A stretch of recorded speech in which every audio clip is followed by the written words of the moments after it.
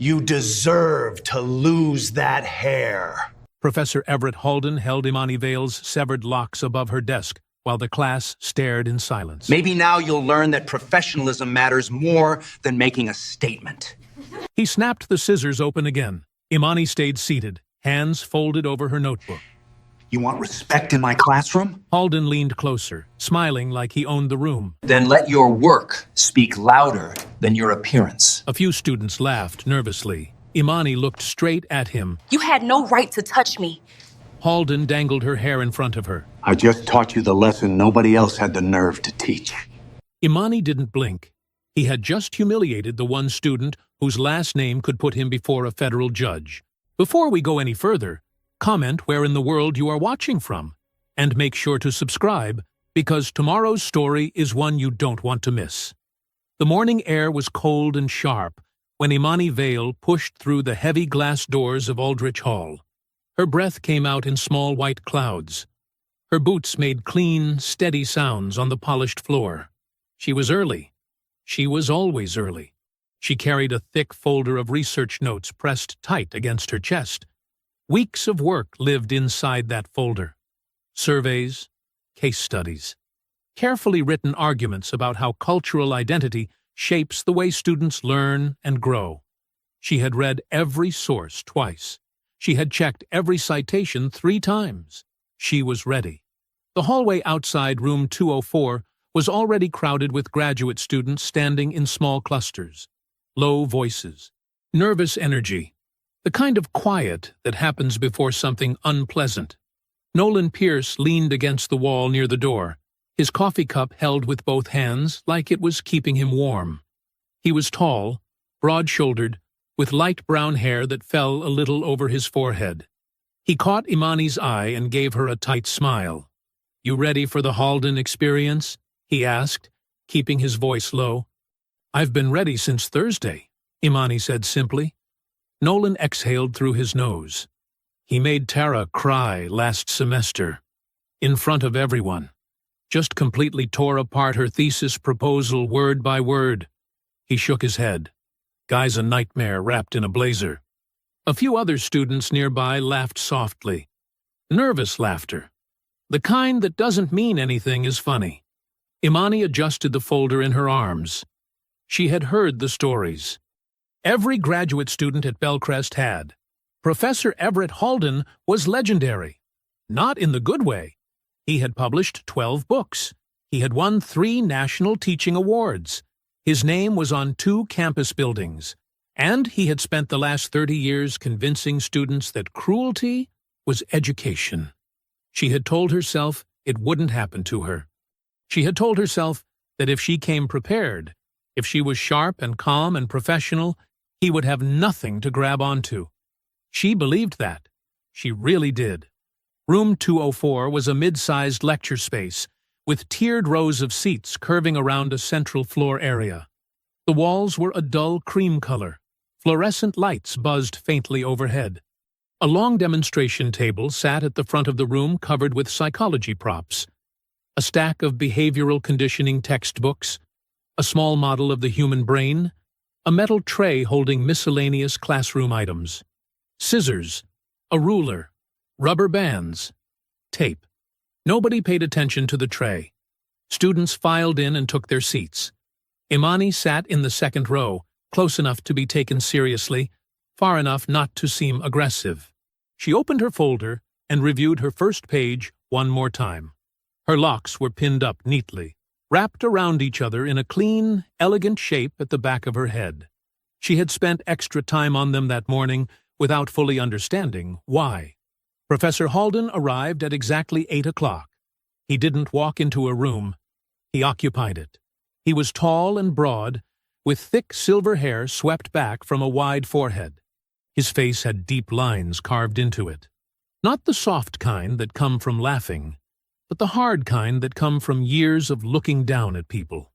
He wore a dark blazer over a pressed shirt, no tie. He carried nothing. No notes, no bag, no coffee. He never needed notes. He set both hands flat on the demonstration table and scanned the room slowly, like he was taking inventory of everything inside it. Someone is presenting today, he said. Not a question. Yes, Professor. Imani raised her hand slightly. I am.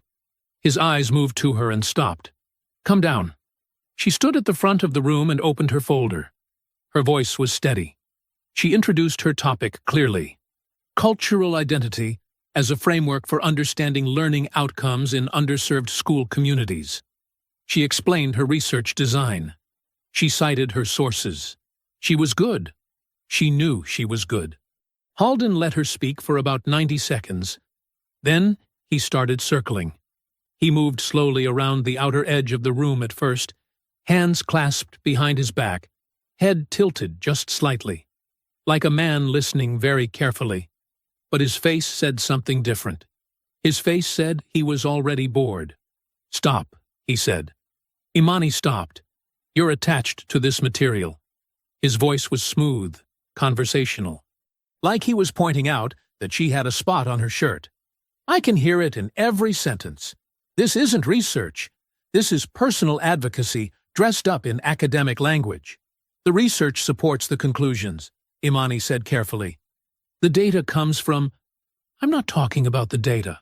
He moved closer now, toward the front of the room. Toward her.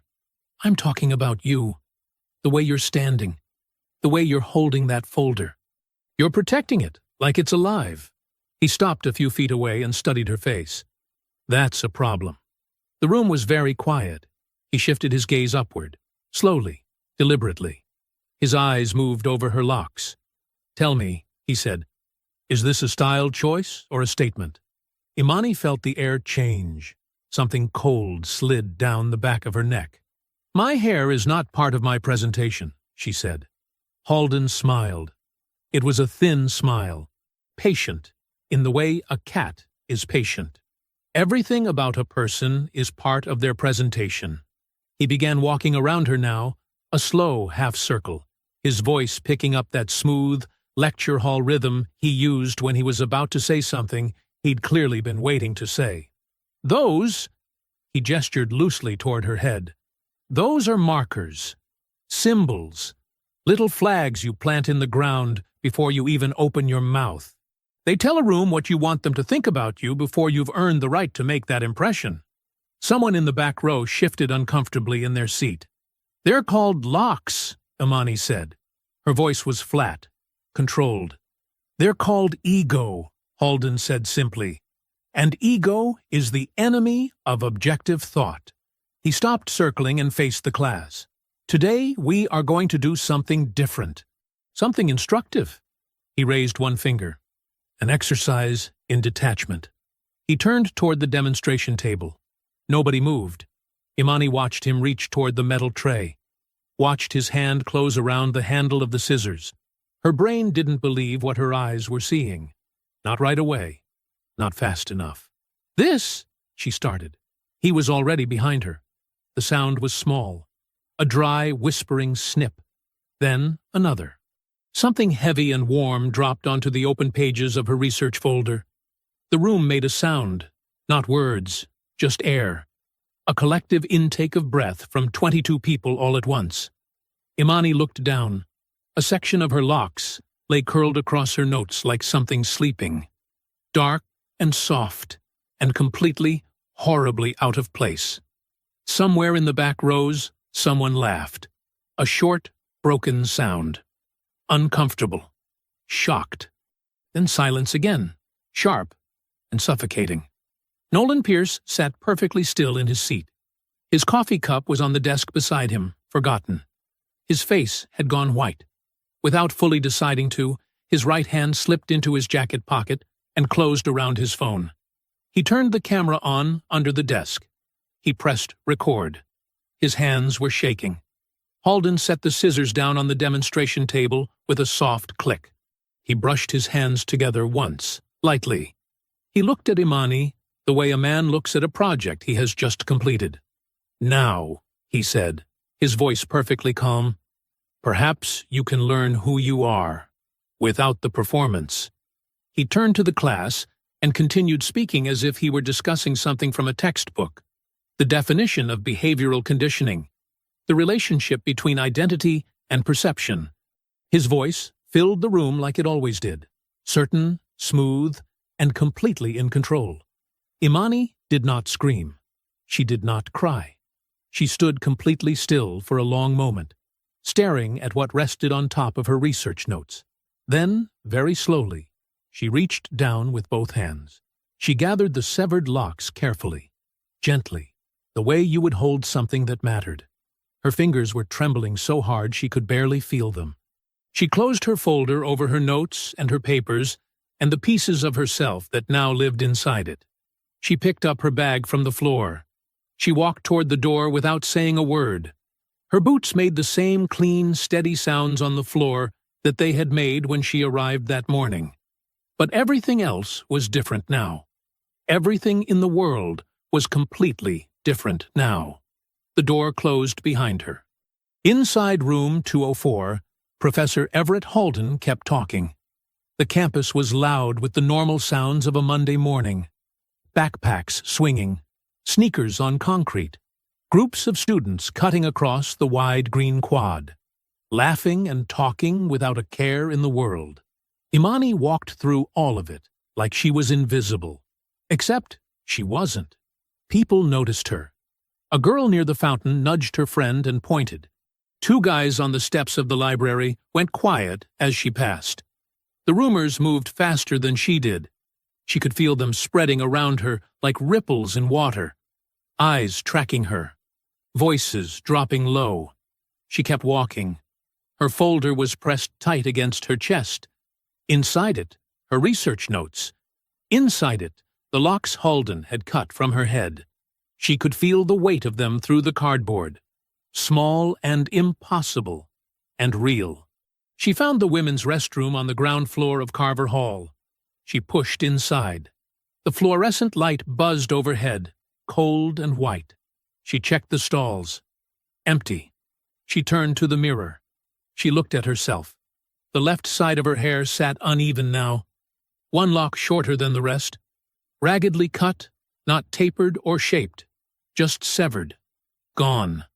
Like something had been chewed off. Her face crumpled.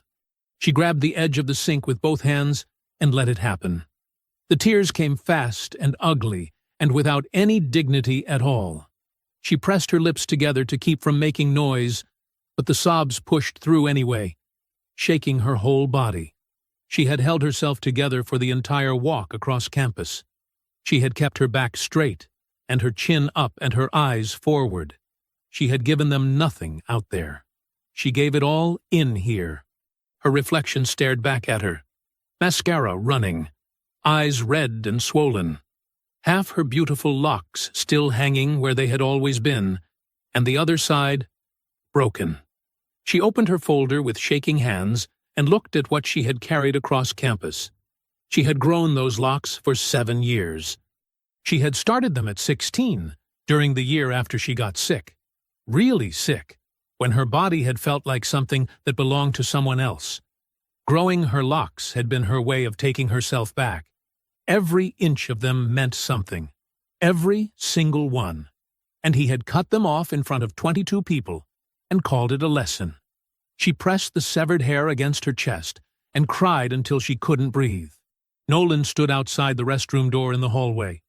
He hadn't planned to follow her. He had just ended up there, moving on autopilot, driven by something he couldn't name yet. Guilt, maybe. Or something worse than guilt. The kind of sick, hollow feeling you get when you know you watched something awful happen and did nothing to stop it. Except he had done something. He had laughed. Not a real laugh. Not a happy one. Just a short, stupid sound that came out of his mouth before his brain could stop it. But it had come out. It had been real.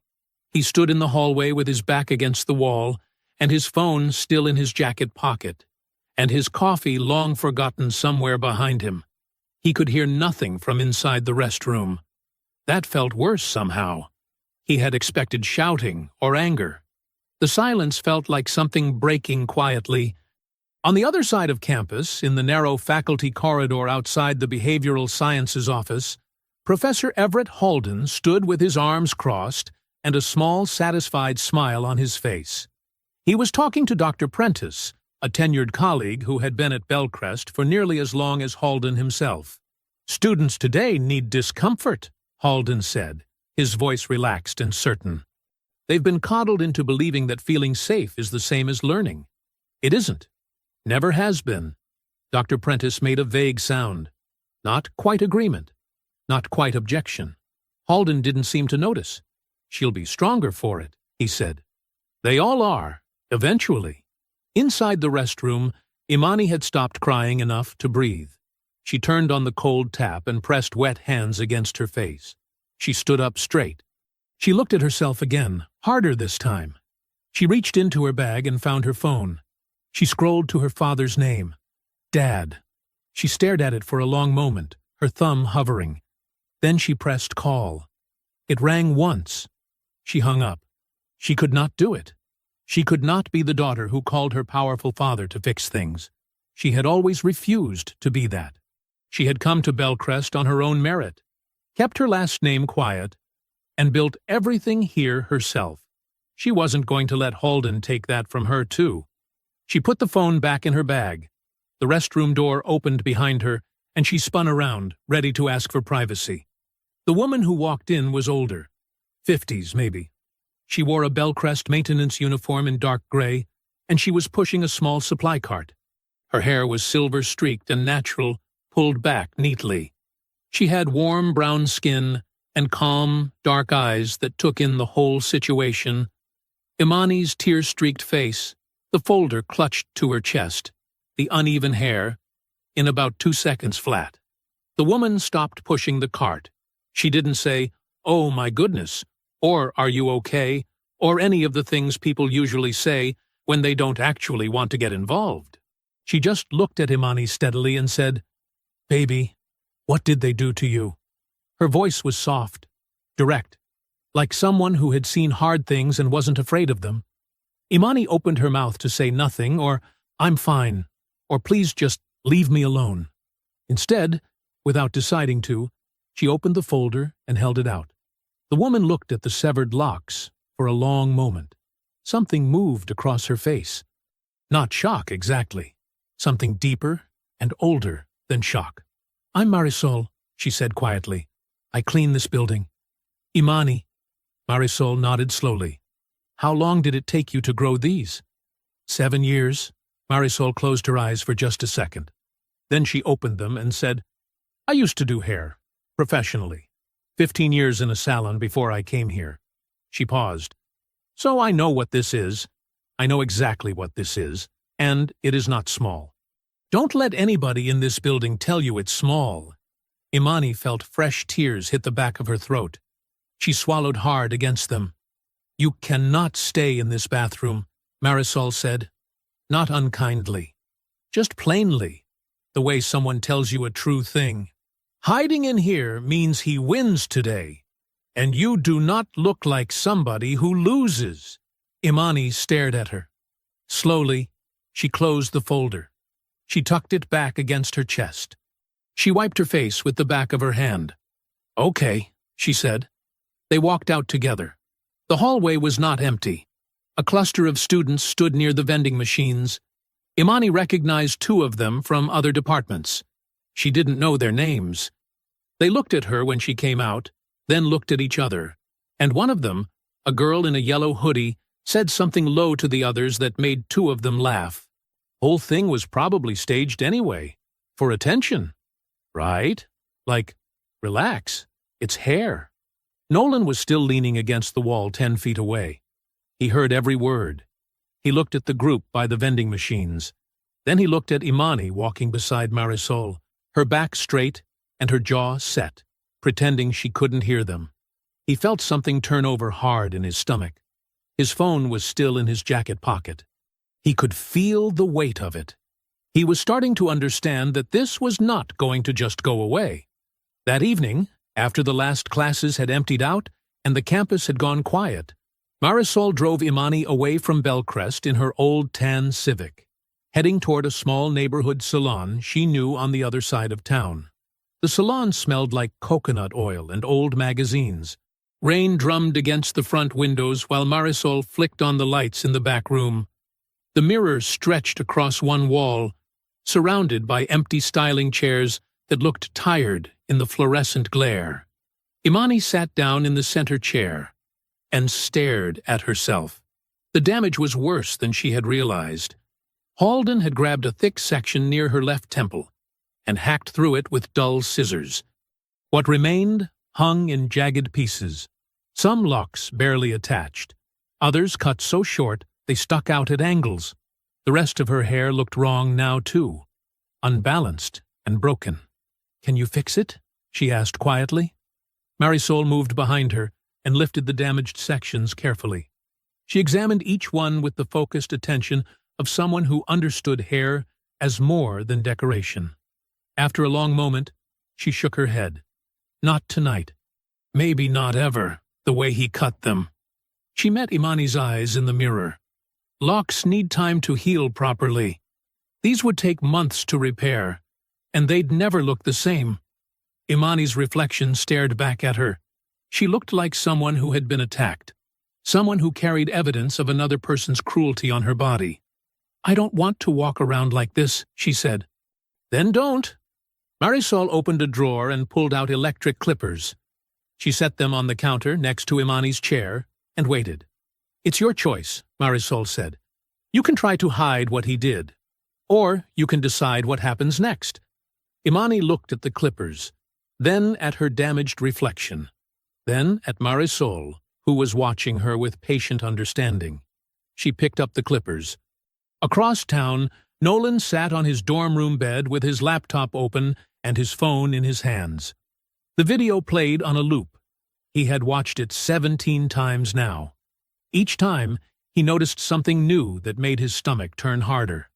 The way Halden had smiled right before grabbing the scissors. The way he had positioned himself so everyone could see. The way he had dropped Imani's hair like garbage. This was not impulsive. This was not pedagogical experimentation. This was deliberate humiliation designed to break someone in public. And Nolan had laughed. His phone buzzed with a text from his roommate asking where he was, but Nolan ignored it. He opened his laptop and created an anonymous account on the university forum. His hands shook as he uploaded a 15-second clip, just the moment when Halden grabbed the scissors and cut. He typed, "This happened in behavioral sciences today. Professor Halden cut off a student's hair in class." He hit post before he could change his mind. 20 minutes away, Halden sat at Murphy's Tavern with 3 other faculty members, a half-empty whiskey in front of him. The conversation had moved from department politics to teaching methods, and Halden was holding court. "Students today expect constant validation," he said, gesturing with his glass. "They think education should feel comfortable. But real learning requires discomfort. It requires breaking down false attachments." Professor Martinez from the English department nodded along, but the younger psychology professor, Dr. Kim, looked uneasy. "Discomfort is one thing," Dr. Kim said carefully. "But what happened today seemed necessary," Halden interrupted. "That girl was so wrapped up in identity performance she couldn't think clearly. Sometimes you have to cut through the nonsense literally." He laughed at his own joke. Martinez chuckled nervously. Dr. Kim stared into her beer and said nothing. At 12:47 a.m., Imani ran her hand over her newly shaved scalp. The salon chair was surrounded by 7 years of locks, thick, beautiful sections that had taken patience and care to grow. Now they lay on the tile floor like memories. But when she looked in the mirror, she did not see a victim. She saw someone who had chosen. "How do you feel?" Marisol asked. Imani touched her bare head again. "Different, but not broken." Marisol smiled and began sweeping up the hair. "Good, because broken is what he wanted." They drove back to campus in comfortable silence, rain still pattering against the windshield. Imani felt lighter somehow, like she had left something heavy in that salon chair along with her hair. At 1:03 a.m., she climbed the stairs to her apartment and unlocked her door. Her phone sat on the kitchen counter where she had left it hours earlier. The screen was lit up with notifications. Hundreds of them. Tuesday morning hit Bellcrest University like a storm.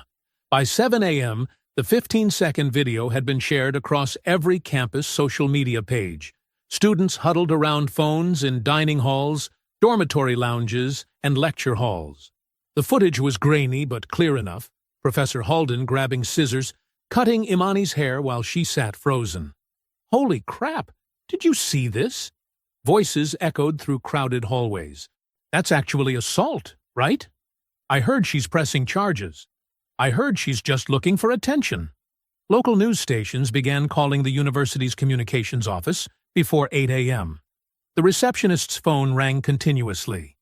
Imani walked toward her education policy seminar with her newly shaved head held high, but every step felt like walking through fire.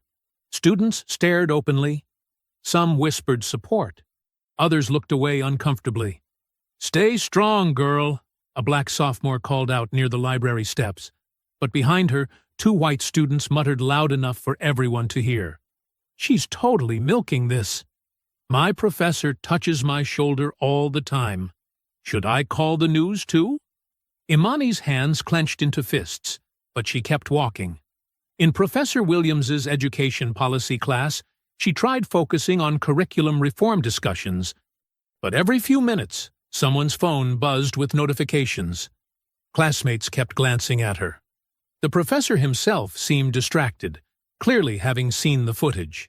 "Miss Vale," he said gently after class, "if you need accommodations this week—" "I'm fine," Imani interrupted, gathering her books quickly. She was not fine. Across campus, Nolan sat in his constitutional law lecture, unable to concentrate. His anonymous post had exploded overnight. Students were sharing screenshots, tagging friends, demanding answers from administration. But he had more than just that 15-second clip. During lunch break, Nolan walked to the campus center and found the activist group's bulletin board. He pulled out his phone and sent the full 7-minute recording to the email address listed under Students for Justice. The complete footage showed everything. Halden's deliberate targeting, his cruel comments, the way he circled Imani like a predator before attacking. Now, the whole truth would come out. At 2 p.m., Imani received a text message that made her stomach drop. "Please report to Provost Norbury's office immediately.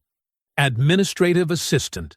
The provost's office sat on the 3rd floor of Bellcrest's imposing administration building.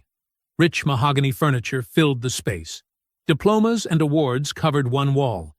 Dr. Celeste Norbury, impeccably dressed in a navy blazer, gestured toward a leather chair.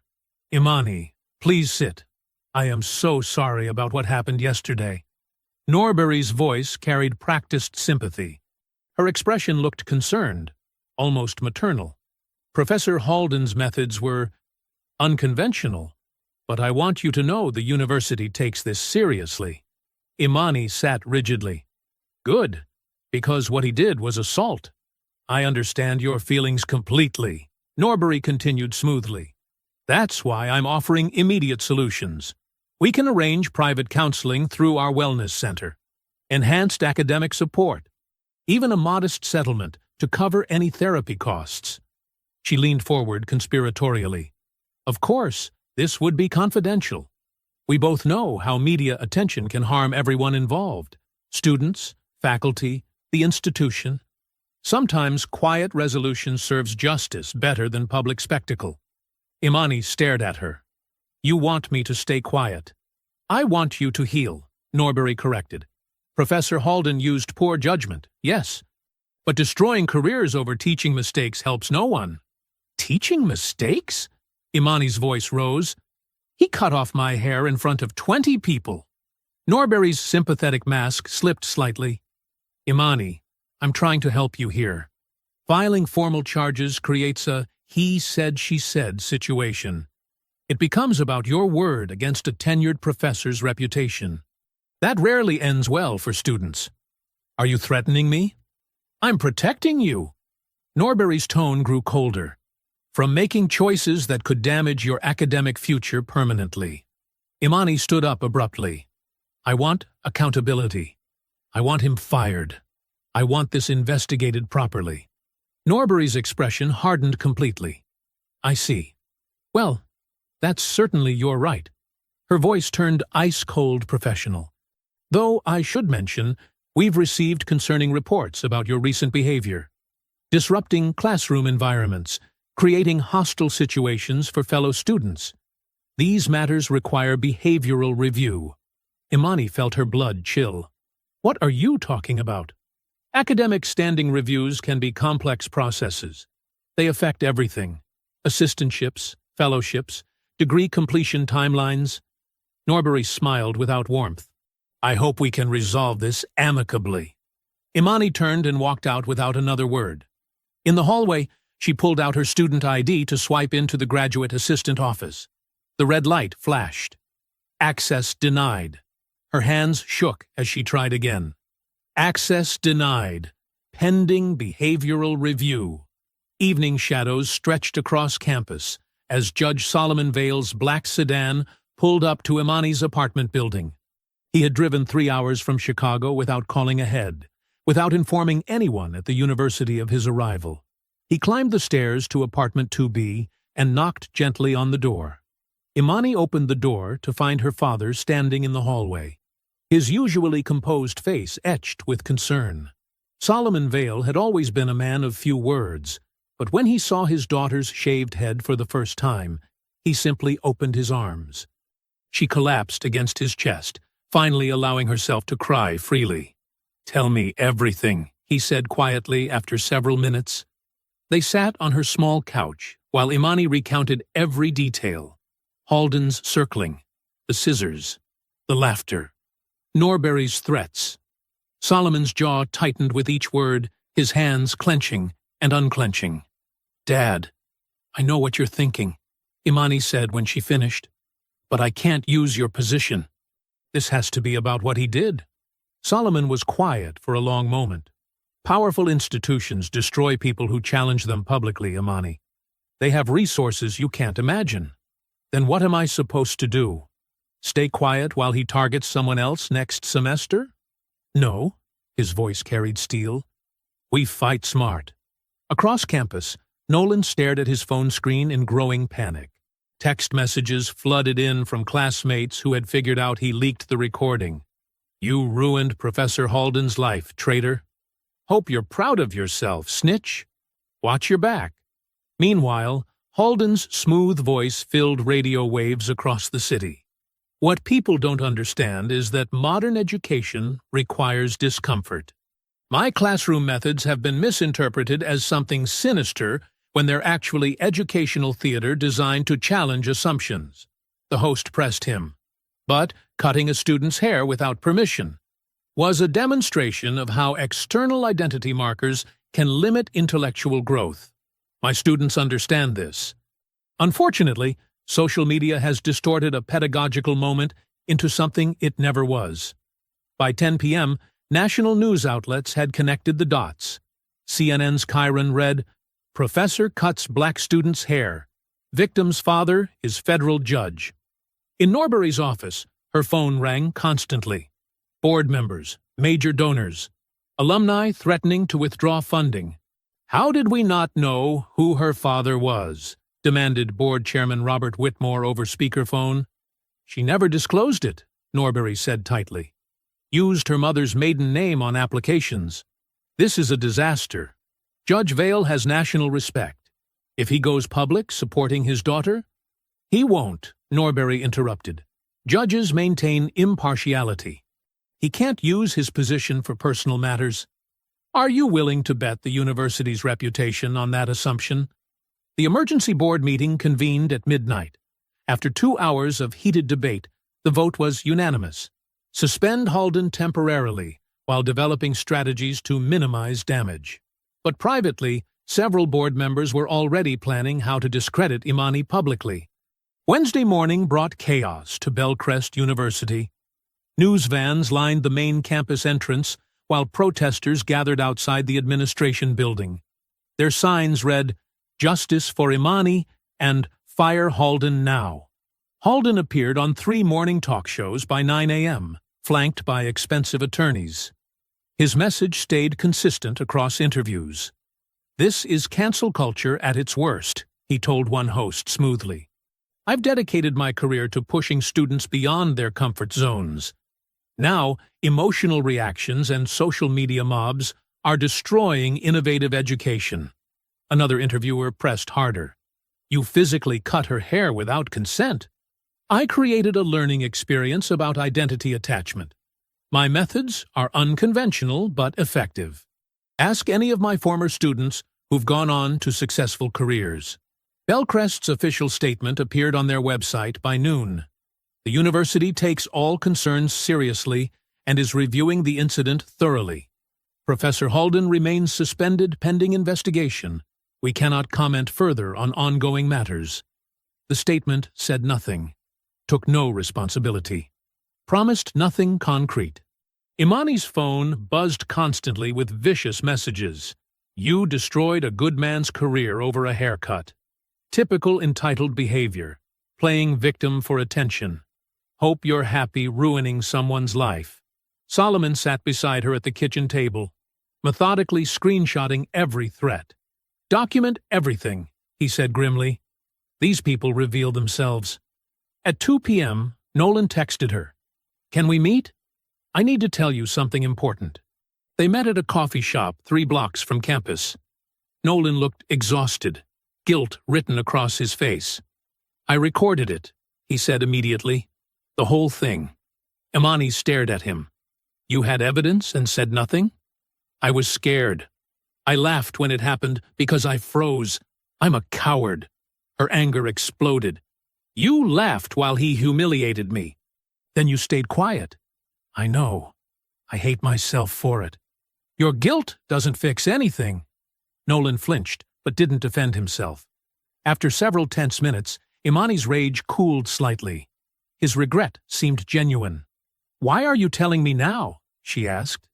"Because other students are scared of him, too. They might know about past incidents." That evening, Nolan's email arrived with 3 anonymous testimonies from former Bellcrest students describing disturbing experiences with Halden. Thursday morning brought heavy clouds over Bellcrest. Solomon had booked a hotel suite 3 miles from campus after reporters discovered Imani's apartment building. They sat at the dining table with laptops open, reviewing testimonies Nolan had forwarded. The stories made Imani's stomach turn. A Latina graduate student from 2019 wrote, "Halden mocked my accent every class. He'd make me repeat words while other students snickered. Said my pronunciation showed cognitive limitations. I dropped out junior year because I couldn't take it anymore." Another testimony came from a black engineering student. "Halden sabotaged my scholarship recommendation in 2020. Told the committee I was academically promising but emotionally unstable. I lost funding and had to transfer schools." Solomon read silently, his jaw tightening. This wasn't random cruelty. It's a pattern. A third testimony revealed the most damaging information. Bellcrest settled a lawsuit with Halden 3 years ago, involving another minority student. The administration made her sign NDAs to keep it quiet. Everyone knew, but pretended it never happened. "They knew," Imani whispered. "They protected him." Solomon's calm demeanor cracked. "They enabled a predator for years." At the university, Provost Norbury held emergency meetings with department heads. Her message was clear: defend institutional integrity at all costs. Professor Halden's methods may be unconventional, but destroying careers over misunderstandings serves no one, she told faculty. Public statements supporting academic freedom would be appreciated. Dr. Rebecca Marsh, a younger psychology professor, sat uncomfortably during the meeting. Afterward, she contacted Imani anonymously. "I've heard complaints about Halden for years," her message read. "Administration always buried them. They care more about grant money than student safety." That afternoon, campus activists organized a solidarity rally. Dozens of students gathered in the main quad, many shaving their heads symbolically. The emotional support temporarily lifted Imani's spirits. "You're not alone," they chanted. "Justice for Imani." Late Thursday night, her phone buzzed with an official email from Bellcrest disciplinary officials. Formal accusations of creating institutional disruption. Friday morning arrived cold and gray.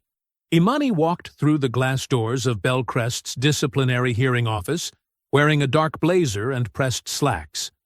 Solomon walked beside her, straight-backed and silent. Their attorney, a sharp woman named Patricia Okafor, carried a thick folder under her arm. Faculty members lined the hallway outside the hearing room. Not one of them made eye contact. They looked at the floor, at their phones, at the ceiling, anywhere but at Imani. She noticed. She kept walking. The hearing room was small and deliberately uncomfortable. A long wooden table dominated the center. 5 university officials sat on one side with neat stacks of papers in front of them. The air smelled like old coffee and carpet cleaner. Dean Morris Pratt led the panel. He was a thick-necked man in his early 60s with small eyes behind wire-rimmed glasses. He waited until everyone was seated before speaking. "Miss Vale," he said her name like it already annoyed him. "You understand this hearing addresses your conduct regarding the public distribution of classroom recordings and its effects on campus operations." Imani sat very still. "I understand you called it that." "Yes." Patricia placed a calm hand on the table. "We're prepared to respond to all allegations." Pratt cleared his throat and shuffled papers without looking up. "The university has suffered considerable reputational damage as a result of materials released online. Materials that originated from inside a private academic setting." "A private academic setting," Solomon repeated slowly, almost quietly. Pratt ignored him. "Miss Vale, it has been suggested that your inflammatory response to a routine classroom exercise directly provoked the harassment Professor Halden has since received online. We take that very seriously." Imani's jaw tightened. "Routine classroom exercise." "A demonstration," Pratt said. "One that, in hindsight, may have lacked appropriate boundaries, but a demonstration nonetheless." A woman beside Pratt, Associate Dean Linda Farrow, leaned forward. She wore a polite smile that didn't reach her eyes. "Imani, is it possible you misunderstood what Professor Halden was attempting to accomplish? Sometimes teaching methods that feel surprising in the moment are actually designed to produce growth." The room went silent. Solomon's hand pressed flat against the table. His knuckles went pale. He breathed slowly through his nose, once, twice, like a man choosing every word before allowing it to exist. Patricia spoke first. "Are you suggesting that having scissors taken to a student's body without consent is a misunderstanding?" Farrow's smile tightened. "We're suggesting context matters." "The context," Imani said, her voice low and controlled, "is that a man grabbed my hair and cut it off while 30 people watched. That is the context." Pratt leaned back in his chair. "Miss Vale, your emotional investment in this matter is understandable. However, the university's position is that Professor Halden's conduct, while perhaps inappropriate in execution, does not rise to the level of assault. What does rise to concern is the deliberate orchestration of public outrage that has disrupted academic operations, threatened donor relationships, and endangered faculty safety." "Endangered faculty safety," Solomon repeated. His voice was so quiet it was almost more frightening than shouting. "Professor Halden has received death threats," Pratt said. "My daughter received scissors to her scalp," Solomon said. "Without warning, without consent, in front of a classroom full of people." Pratt straightened his papers. "Judge Vale, your presence here today is noted. However, this is an internal academic proceeding, and your personal relationship to the student does not." "I'm here as her father," Solomon said. "Nothing more." The hearing continued for another 90 minutes. Every question was designed to reframe Imani as the aggressor. Every answer Patricia gave was met with bureaucratic deflection. By the time they walked out into the gray morning air, Imani felt hollowed out. The reporters found her immediately. 3 cameras swung toward her face the second she stepped outside. Imani, do you regret leaking the video? Was this a setup against Professor Halden? Sources say you've had conflicts with faculty before. Can you respond? Solomon stepped forward with one hand raised. No comment. A reporter shoved a microphone inches from Imani's face. Is your father using his judicial connections to pressure Bellcrest administrators? Patricia guided them firmly toward a waiting car. Imani kept her eyes forward. She would not give them anything to use. That same morning, Halden's legal team released edited footage online. The clip was 40 seconds long. It cut the classroom recording to show Imani smiling seconds before the incident, removing all context. The caption read, "Full context the media won't show you." Within hours, opinion online shifted dangerously. Comment sections filled with voices calling the incident staged. Blog posts appeared with headlines like, "Did Bellcrest student manufacture outrage for attention?" Nolan watched the edited clip from his dorm room with his stomach in knots. He knew what really happened. He had the full recording. But fear was doing its work on him too. Then he walked outside to his car. All 4 tires were flat. A single note sat under the wiper blade. It read, "Keep your mouth shut."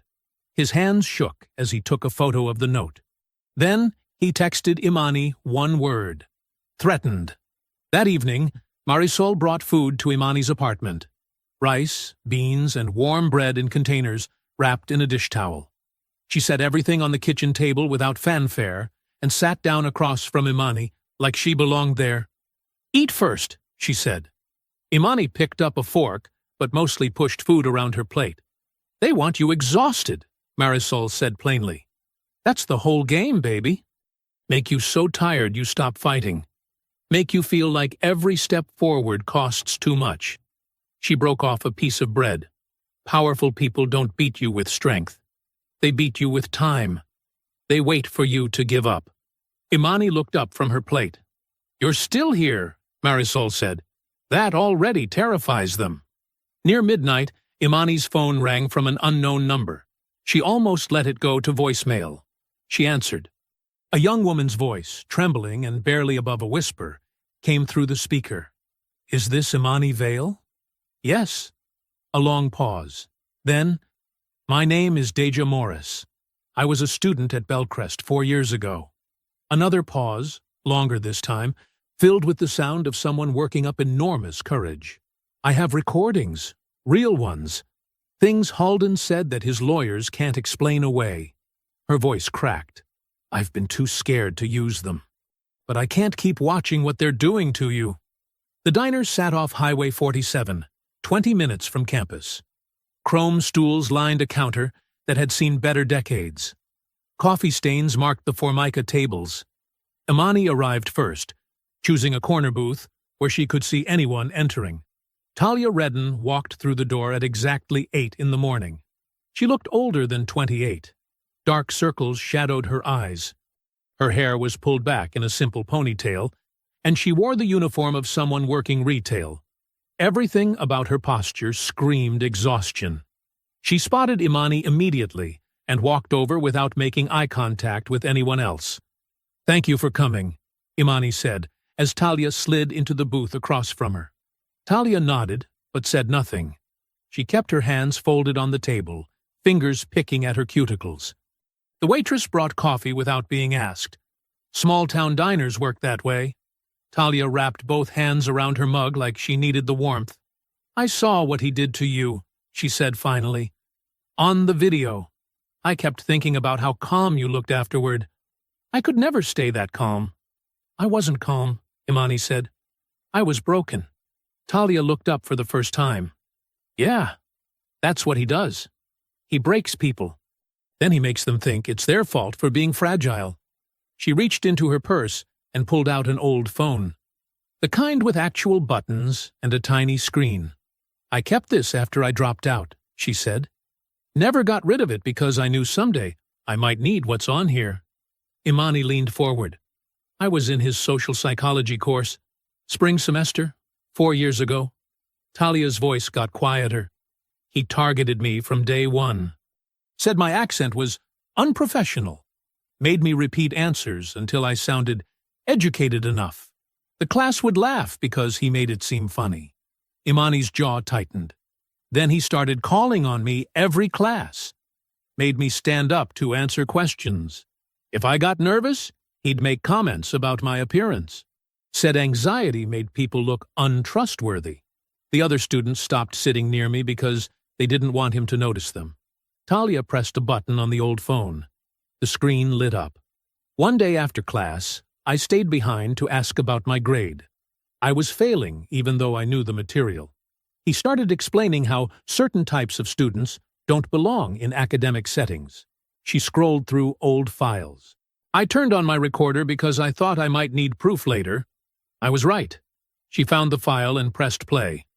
Halden's voice filled the quiet diner, clear and unmistakable. The goal isn't to teach you psychology, Miss Redden. The goal is to teach you your place. Students from your background often mistake access for belonging. Breaking that delusion early prevents larger disappointments later. Talia's younger voice, shaky and confused. I don't understand what you mean. Of course you don't. That's precisely the point. Breaking students psychologically creates obedience. Obedient students don't challenge authority, they're not equipped to understand. It's actually kindness, though you lack the sophistication to appreciate that now. Imani felt sick listening to it. There's more, Talia said. She fast-forwarded through the file. Here. Halden's voice again, colder now. I've been perfecting these methods for years. Pain teaches humility better than any textbook. Your panic attacks aren't a bug in the system, Miss Redden. They're a feature. They prove the lesson is working. Imani stared at the phone in horror. He was proud of it, Talia whispered. He enjoyed watching me fall apart. Meanwhile, back on campus, Provost Celeste Norbury paced her office like a caged animal. Someone had leaked information about past settlements to reporters. Internal documents were appearing in news articles. Her career was crumbling in real time. She'd already fired 2 administrative assistants on suspicion. Now she was hunting for the source with the desperation of someone watching their life's work collapse. Her phone buzzed constantly. Board members, donors, lawyers, all asking the same question. How bad was this going to get? She didn't have an answer they wanted to hear. At the same time, campus security officers cornered Nolan outside the library. They demanded his phone and laptop, claiming university property rights during investigations. Nolan clutched his devices closer to his chest. I'm not giving you anything without a warrant, he said. This isn't a criminal matter yet, one officer replied. It's academic discipline. Different rules. Then call my lawyer, Nolan shot back, surprising himself with his own defiance. The officers backed off, but barely. They followed him across campus like vultures waiting for weakness. That afternoon, Solomon sat across from Imani in her apartment living room. Sunlight streamed through the windows, but the mood remained heavy. You shouldn't have had to survive this alone, he said quietly. Imani looked up from the legal documents spread across her coffee table. Dad? No, listen. Solomon leaned forward, his judicial composure cracking. I taught you to keep your head down. I taught you that dignity meant enduring injustice silently. I thought I was protecting you from a world that punishes black women for fighting back. Imani felt tears threatening. I was wrong, he continued. All those years, I was teaching you to be the perfect victim, to make it easy for people like Halden. You were trying to keep me safe, Imani said. I was trying to keep myself comfortable, Solomon replied harshly. It's easier to tell your daughter to stay quiet than to face the fact that the world might never change. They sat in silence for a long moment. But you're not staying quiet, Solomon said finally. You're braver than I ever was. Later that afternoon, attorneys from the National Civil Rights Legal Defense Fund held a press conference outside Belcrest's main gate. Television cameras captured everything as they announced a formal federal complaint against both the university and Halden personally. The lead attorney, a sharp woman in her 50s, spoke directly into the cameras. This case represents systematic abuse disguised as education. Professor Halden's actions constitute assault, harassment, and civil rights violations. Bellcrest University's response demonstrates institutional complicity in that abuse. Reporters shouted questions about settlements and past incidents. We have evidence of a pattern spanning multiple years and multiple victims. The attorney continued. This was not an isolated incident. This was policy. The headlines wrote themselves. Saturday evening, Halden watched the news from his apartment with disturbing calm. The federal complaint played on every channel. His photograph appeared next to words like assault and systematic abuse.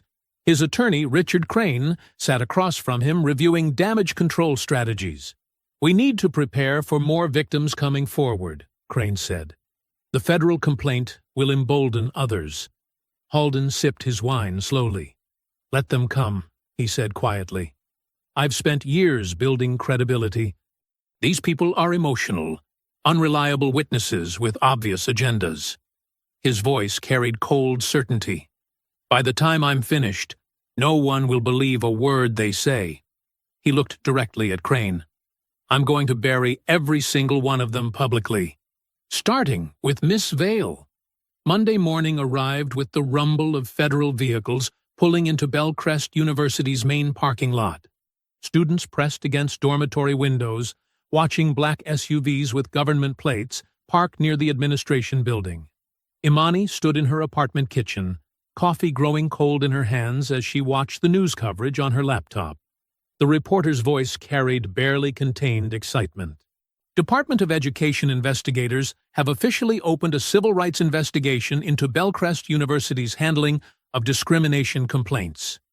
This follows the viral incident where Professor Everett Halden cut off graduate student Imani Vale's hair during class. Her phone buzzed constantly with messages of support.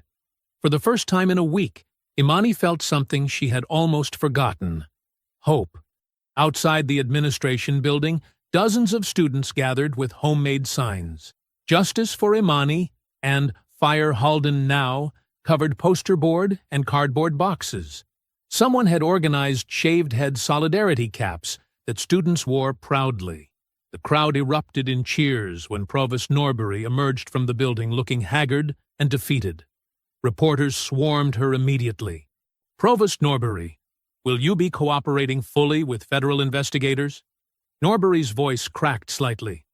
"Bellcrest University has always been committed to student safety and civil rights. We will, of course, cooperate with any official investigation." "What about Professor Halden's employment status?" Norbury paused too long. The silence felt damning. "The university board has voted to suspend Professor Halden indefinitely pending the outcome of all investigations." The student crowd exploded. Cheering echoed across campus. Someone started chanting, "Justice served! Justice served!" and others joined in until the noise became overwhelming. Inside her apartment, Imani sank onto her couch and cried. But this time, the tears felt different. They felt like relief. Her phone rang. Solomon's name appeared on the screen. "Did you see?" she asked, without saying hello. "I saw." His voice carried quiet satisfaction. "Federal investigations don't happen unless they have real evidence, Imani. This is what accountability looks like." That afternoon, something unexpected happened. Nolan Pierce called a press conference outside the Student Union building. Cameras gathered as he stood nervously behind a podium, his face pale but determined. "My name is Nolan Pierce," he began, his voice shaking slightly. "I'm the student who recorded Professor Halden assaulting Imani Vale." Murmurs rippled through the small crowd of reporters and students. "I want to apologize publicly for laughing during the incident. I was scared, and I froze. But I also want everyone to know that what I witnessed was deliberate, cruel, and completely unprofessional." His confidence grew as he spoke. "Imani Vale deserves justice. Professor Halden deserves consequences." Students applauded. Several reporters shouted follow-up questions, but Nolan walked away quickly. having said what he needed to say. Imani watched the coverage from her apartment and felt something she hadn't experienced in days: genuine gratitude. Nolan's public confession gave her story independent corroboration from a white male witness. It felt like vindication, but victory lasted exactly 6 hours. At 7 o'clock that evening, anonymous email accounts began flooding social media with leaked correspondence allegedly from Imani's academic files. The messages painted her as emotionally volatile, academically struggling, and difficult to work with. One alleged email from a teaching supervisor read, "Miss Vale seems unable to accept constructive criticism without becoming defensive and confrontational. Her emotional reactions disrupt collaborative environments." Another claimed she had filed frivolous complaints against professors before. The leaked messages spread faster than the original assault video. Imani Lied began trending on campus social networks. Comment sections filled with cruel speculation about her motives and mental health.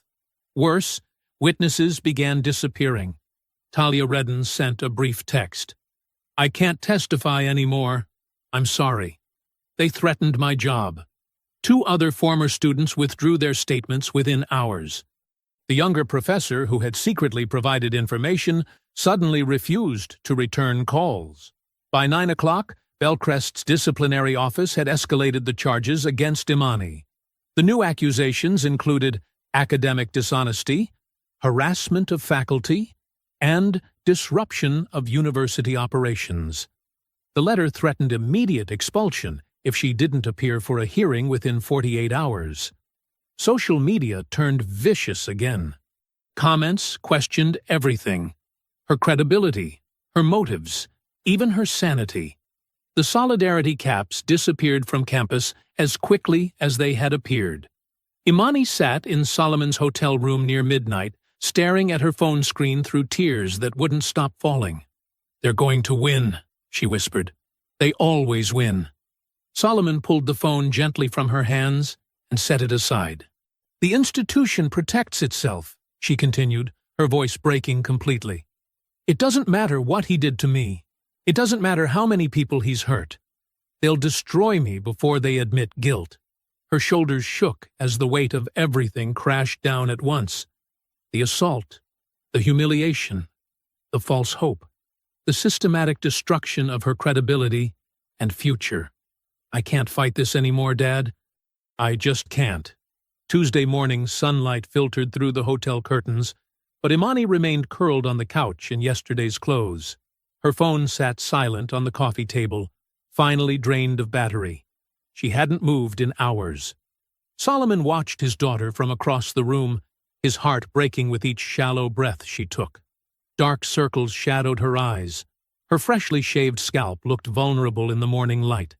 "I'm not going to the hearing," Imani whispered without looking at him. "I can't face them anymore." "Imani?" "No." Her voice cracked. "They win. I get it now. Fighting back just gives them more ammunition. They'll twist everything I say. They'll make me look crazy." Solomon sat beside her carefully. For the first time since this nightmare began, his judicial composure crumbled completely.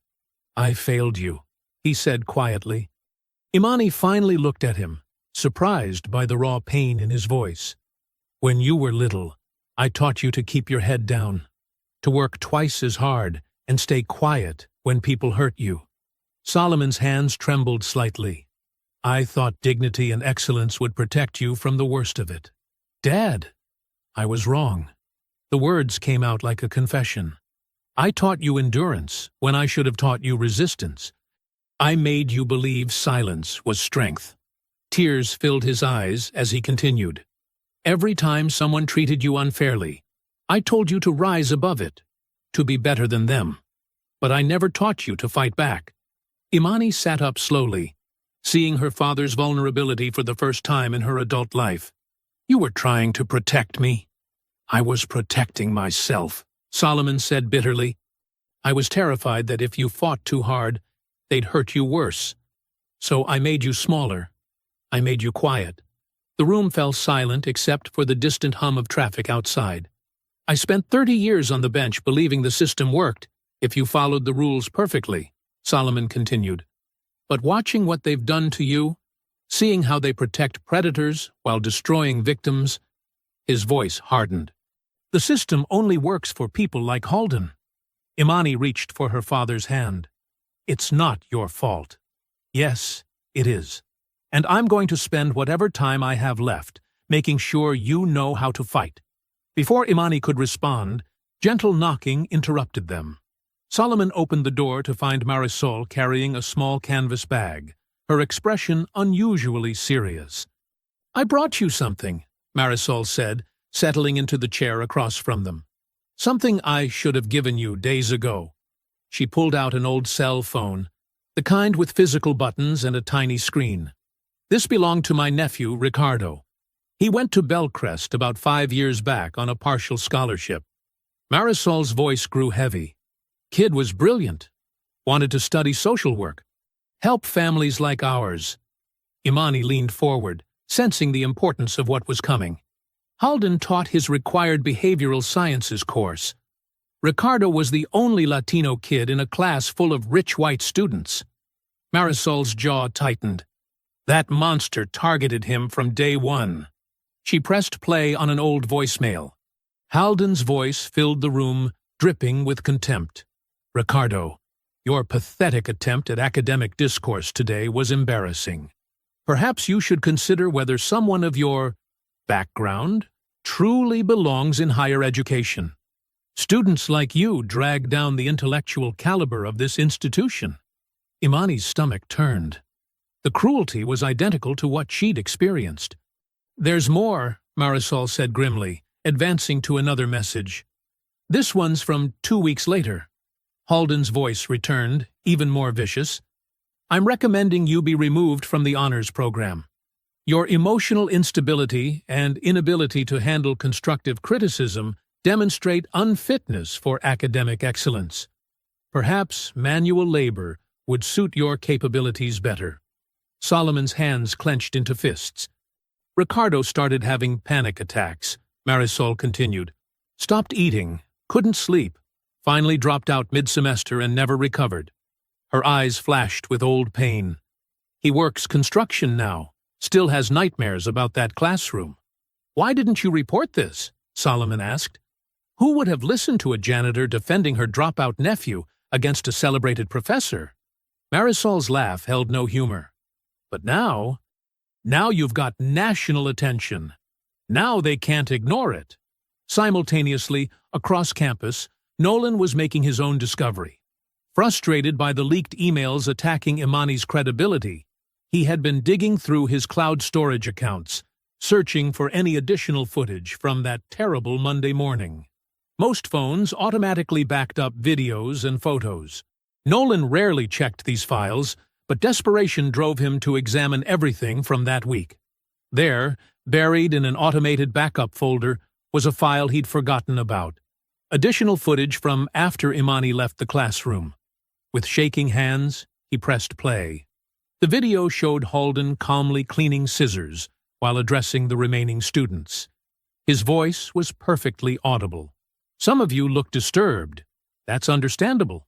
But discomfort serves a purpose in behavioral modification. A student's voice asked nervously, Professor, was that really necessary? Halden's response chilled Nolan to his core. Pain makes people obedient. That's the point. Miss Vale will remember this lesson far longer than anything I could have taught through conventional methods. The footage continued with Halden explaining his pedagogical philosophy to the shocked students. Psychological pressure breaks down ego barriers. Students become more malleable once their sense of identity is destabilized. Nolan's hands shook as he realized what he possessed. This wasn't educational experimentation. This was deliberate psychological abuse, captured in Halden's own words. He immediately called Imani's legal team. By Tuesday evening, the hotel's suite had transformed into a war room. Attorneys reviewed the voicemails and new footage, while reporters waited outside for statements. The evidence was devastating. Halden's own words destroyed every defense his legal team had constructed. He couldn't claim educational intent when he explicitly described causing pain for obedience. National media outlets began requesting emergency interviews. The story was exploding again, but this time with ironclad evidence of systematic abuse. Imani watched the attorneys prepare emergency motions to present the new evidence, finally understanding that her fight wasn't over. It was just beginning to get serious. The federal courthouse steps swarmed with reporters and cameras as Imani emerged into the morning sunlight. Microphones thrust toward her face like weapons, while photographers snapped pictures relentlessly. Solomon walked beside her, his judicial composure intact despite the chaos surrounding them. Nolan followed nervously, overwhelmed by the media attention, but determined to support Imani publicly. The lead civil rights attorney stepped to the podium first. Yesterday, we uncovered recordings that expose Professor Everett Halden's systematic abuse of students, she announced. These are his own words, captured on audio and video. The attorney pressed play on a portable speaker. Halden's voice echoed across the courthouse plaza. Pain makes people obedient. That's the point. Reporters scribbled frantically. Camera crews zoomed in on the speaker as Halden's cruel philosophy played for the world to hear. Students become more malleable once their sense of identity is destabilized, Halden's recorded voice continued coldly. Gasps rippled through the crowd. Several reporters shook their heads in disgust. Within hours, every major news network replayed the damning recordings. Social media exploded with outrage as Halden's "pain makes people obedient" statement went viral nationwide. The effect was immediate and devastating. Former Bellcrest students began calling news stations, finally finding courage to speak publicly. Maria Santos, the Latina student who had dropped out years earlier, appeared on live television describing how Halden mocked her accent until she suffered panic attacks. "He didn't just criticize my English," Maria said, tears streaming down her face. "He called me uneducated and culturally inferior in front of 30 classmates, week after week, until I couldn't function." Another former student, James Wright, revealed on social media that Halden had deliberately sabotaged his graduate school recommendations after James challenged him in class. "I lost my career before it started," James posted. "Halden told me directly that defiant students don't deserve opportunities." The avalanche of testimonies buried Bellcrest's remaining credibility. Meanwhile, on campus, faculty members began openly criticizing university leadership. Professor Linda Martinez publicly resigned from her department position, stating she could no longer work for administrators who protected a predator. "We all knew," Professor Martinez told reporters outside her office. Halden's behavior was discussed in faculty meetings for years. The administration always found excuses to avoid action. Her statement shattered Bellcrest's defense that Halden's abuse was unknown to leadership.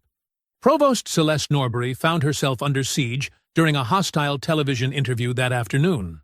"Dr. Norbury, university emails show your office received complaints about Professor Halden dating back 5 years," the interviewer pressed. "How do you explain the lack of action?" Norbury's polished composure cracked visibly. "Those complaints were investigated appropriately at the time. But yesterday you claimed the university was unaware of any problematic behavior." "I meant significant problematic behavior. Is cutting off a student's hair not significant?" Norbury's face flushed red. "That incident has been taken out of context by activists seeking to damage our institution." The interviewer leaned forward. "We have Professor Halden's own words stating he caused pain deliberately. What context justifies that?" Norbury stammered incoherently, contradicting her earlier statements repeatedly. The interview became a public relations disaster, shared millions of times online within hours. Outside Bellcrest's administration building, protesters had grown from dozens to thousands. Students, faculty, and community members carried signs demanding resignations. Chants of "Accountability now!" echoed across campus, while news helicopters circled overhead.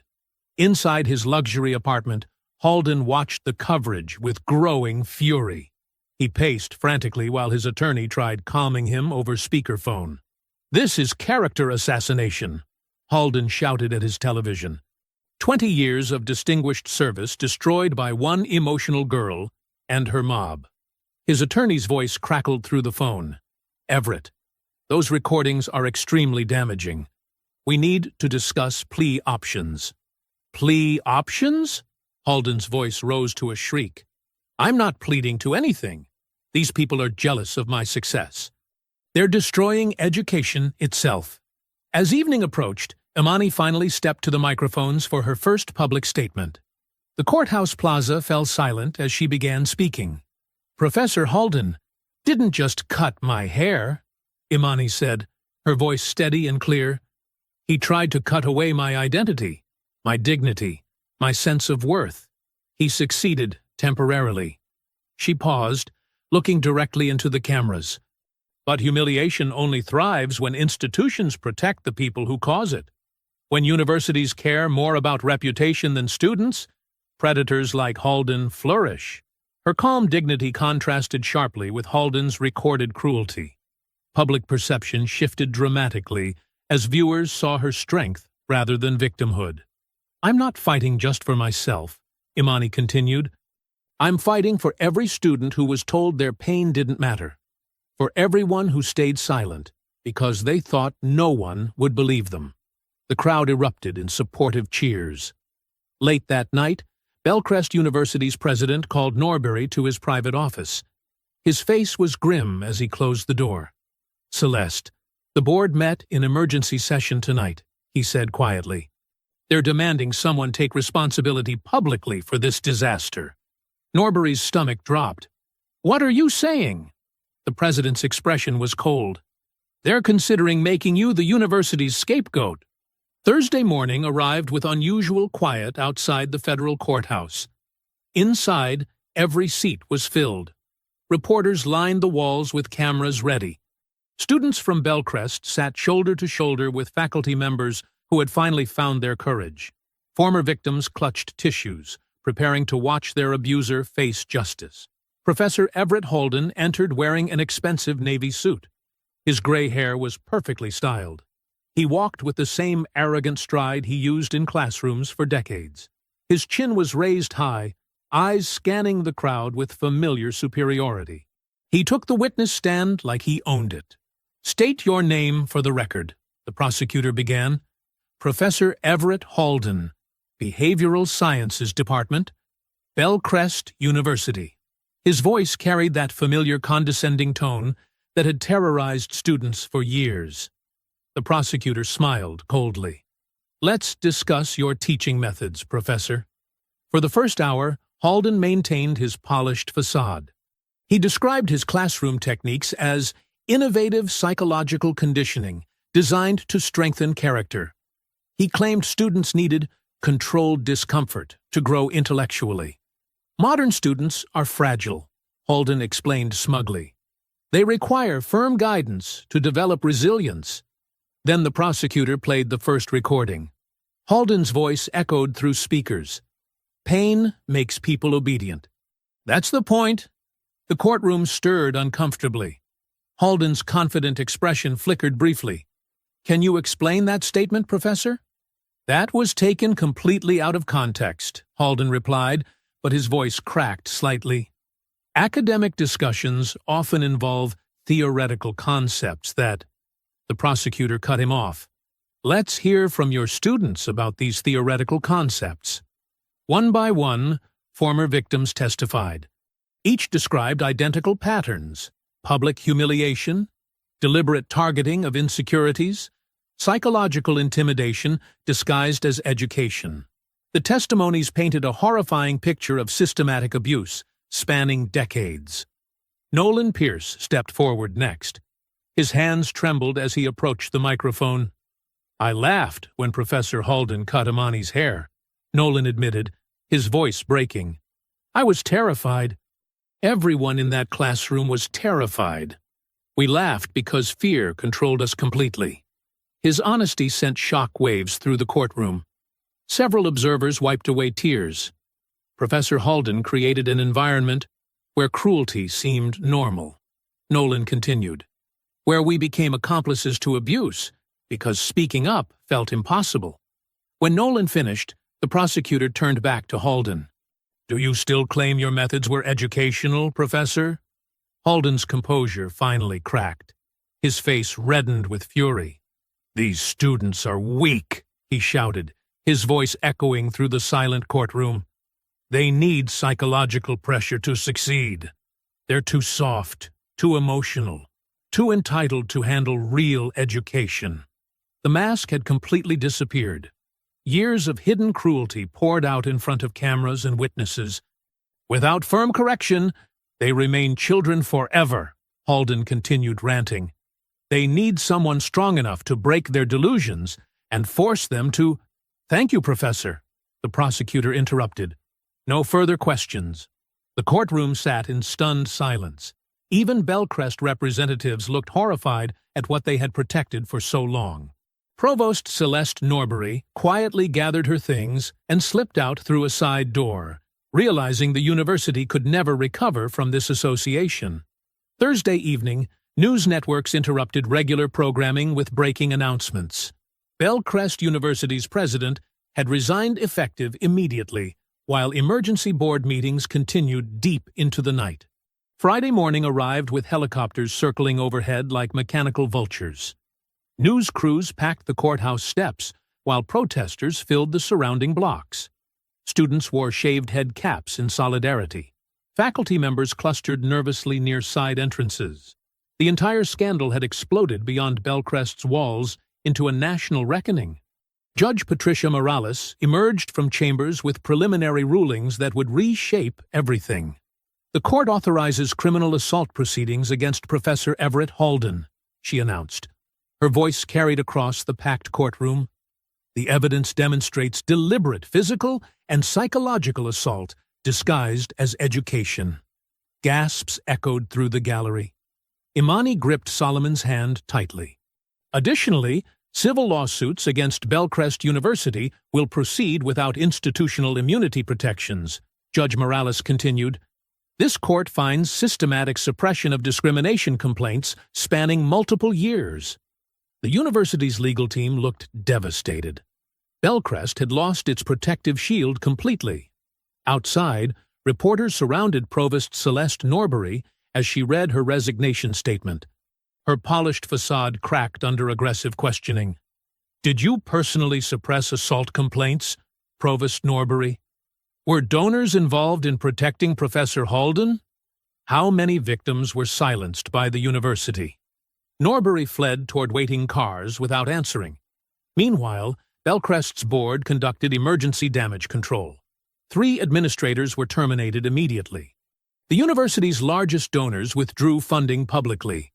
Federal investigators froze education grants pending corruption reviews. Former victims received formal apologies and settlement negotiations within hours. Then came the moment everyone waited for. Halden emerged from the courthouse flanked by desperate attorneys. Rows of silent students lined the steps wearing shaved head caps. Their quiet dignity spoke louder than any shouting. For the first time in his career, Halden faced a room he could not control through fear. Reporters swarmed aggressively. Professor Halden, do you regret assaulting your student? Will you resign from academia permanently? How many other victims exist? His attorney pushed through the crowd desperately trying to shield him from cameras. Halden's arrogance had completely vanished. He looked smaller, older, defeated.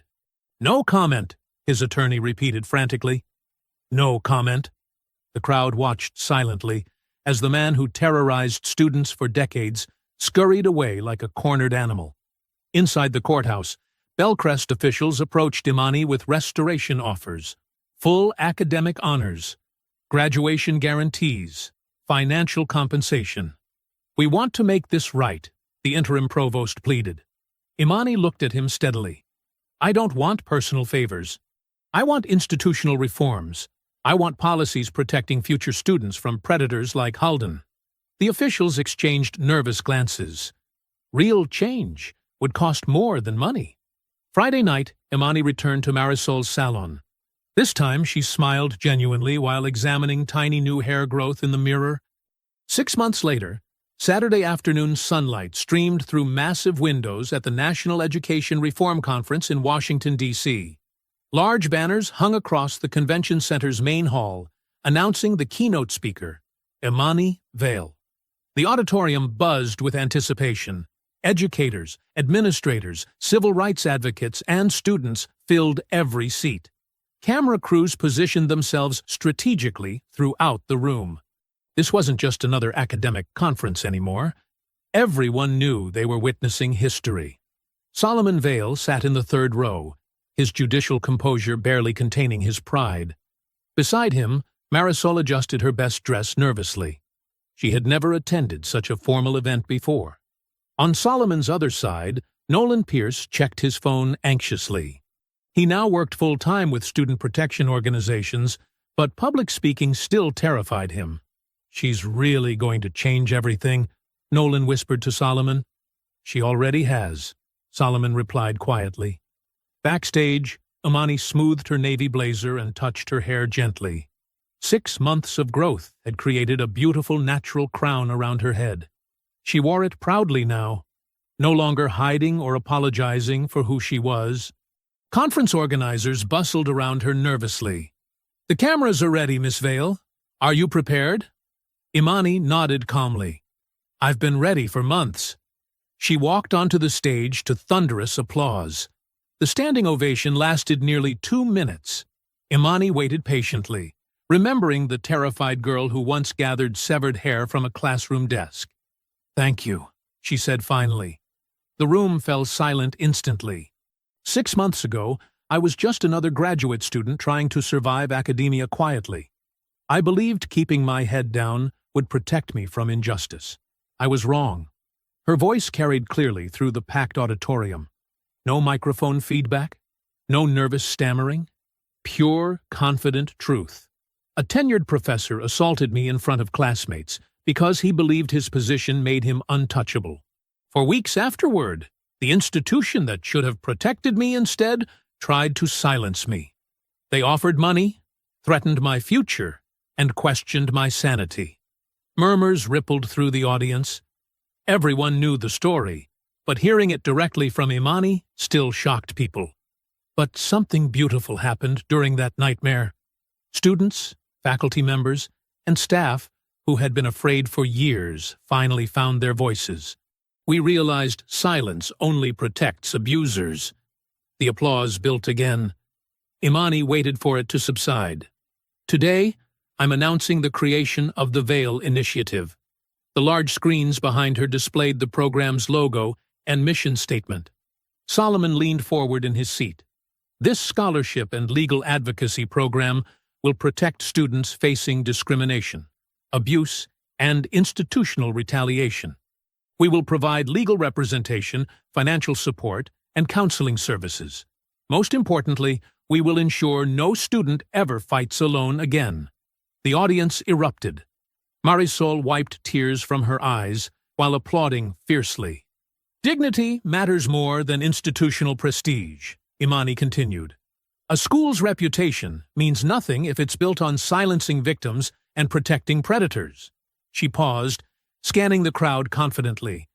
Bellcrest University, under completely new leadership, has implemented sweeping anti-discrimination policies because students demanded change. They created independent oversight committees. They established anonymous reporting systems. They banned professors from using humiliation as pedagogy. More applause filled the auditorium. Meanwhile, Everett Holden awaits criminal trial in complete disgrace. Academic circles have abandoned him entirely. His tenure is gone. His reputation is destroyed. His victims are free. The crowd's energy intensified. Justice felt tangible in the room.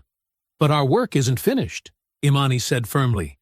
Across the country, students still suffer in silence. Administrators still protect powerful abusers.